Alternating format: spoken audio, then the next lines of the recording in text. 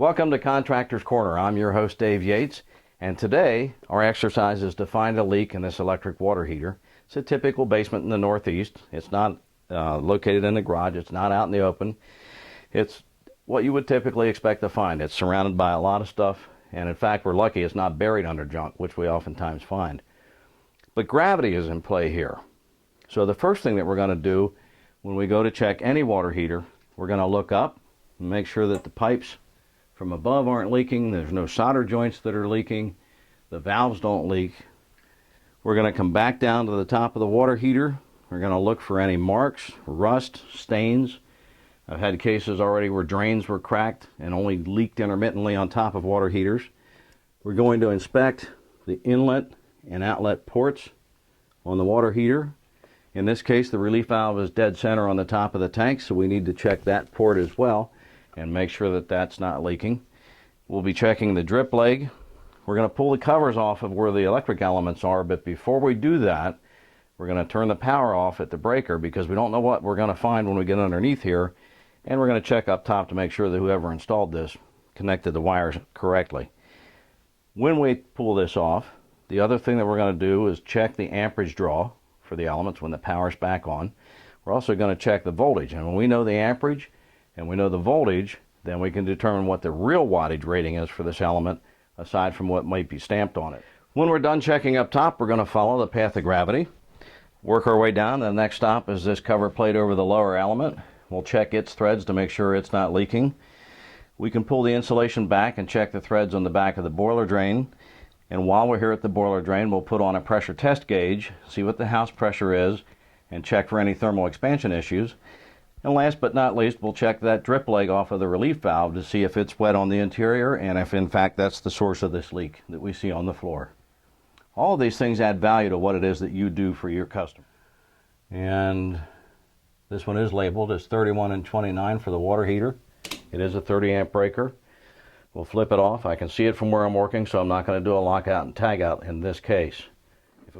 And we're going to inspect for a leak first and the general condition of the wiring and the connections and the terminals. We'll gently pull back the insulation and be careful because we don't know for certain that no one's been in here and we don't know what kind of condition the wiring may or may not be in. I've seen cases where wires were pinched like this one here at the doorway where there would be a break in the insulation and a potential shock hazard. We're still not 100% sure that the power is off, but that's the next thing we're going to check. So we'll tilt this up and hold it in place so that we can work on this. Check across the top two terminals since this is the upper thermostat and this is where voltage first comes into the unit. You can see we have 0 volt reading. It's a screw-in style element and there's no leakage. Pull the panel off, set it aside. We are high and dry. We'll check up in the dip tube, and sure enough, that comes up wet. So we know that the relief valve is dripping. Now the question is why? This gauge has a tattletale gauge on it. You can leave this on for an overnight visit if you want to, and it will also allow you to either actively watch or come back and determine what the thermal expansion pressure was over a given cycle. So what we're reading is just slightly below 100 pounds of pressure. So this house is a candidate for a PRV and is in fact out of compliance with current plumbing codes. We also want to do a cycle duty test once we turn the electricity back on and observe what happens with thermal expansion. Here's where you need to be very careful because when you're doing a test like this and you go across the terminals of the element itself with the voltage on and you come up with a 0 reading, that doesn't mean there's no voltage present. See that I've got on the side that is not switched, I still have 118 volts of power, a hair under 19. So I would call that about 18.8. 18.8 amps, 235 volts. 18.8 amps times 235 volts equals 4,418 watts. We know that there are 3.412 BTUs per watt, so we can multiply that times 3.412, and we come up with 15,074 BTUs and change that are being input into this cold water to bring it up to temperature. Water weighs 8.34 pounds per gallon when it's cold, and we're going to raise that in the wintertime from 40 to 120, or in other words, we're going to raise it 80 degrees. So we want to multiply that times 80 because it takes 1 BTU per pound of water to raise it 1 degree.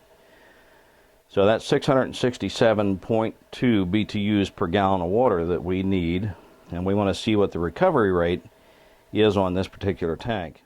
And we see that we have a 22.5 or 22.6 gallon per hour recovery. This is a 50-gallon water heater, and if we divide that by 60, because it's an hourly rate, so we want to know what the recovery is per minute, that's a little bit less than a half a gallon per minute recovery. On a 50-gallon water heater, you're going to lose about 8 gallons in mixing, so it's basically a wash. So we can figure they've got 50 gallons of usable hot water in a 20-minute period. There's your reason why they're running out of hot water in the dead of winter when the water's coming in off the street for this municipal water system at 40 degrees Fahrenheit. Wow, talk about adding value to a service call.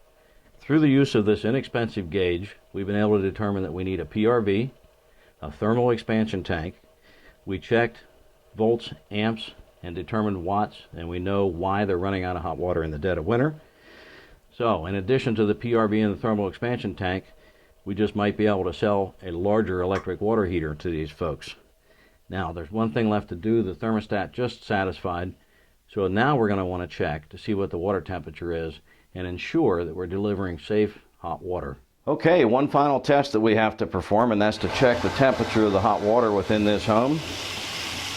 It's certainly an impressive flow at 98 pounds of pressure. I've got hot water being delivered to points of use that is in excess of 150 degrees Fahrenheit. So now there's no question about the fact that this is a dangerous condition and it has to be addressed. Now, I could turn the thermostats back down on that electric water heater, but the fact is I touched that tank today, and now my liability is on the line no matter what happens. So yes, we'll turn down the thermostats, but more importantly, we'll be suggesting that these folks have us install an ASSE listed thermostatic scald guard device that will protect all people that come in contact with hot water throughout the home. We'll be able to flatline the water temperature, but more importantly, it enhances our customer safety. Thanks for stopping by Contractors Corner and spending a few minutes with me today. I think that we've been able to prove that there's a real value to hiring a professional plumber to do your work, and I look forward to seeing you again on the next edition of Contractors Corner.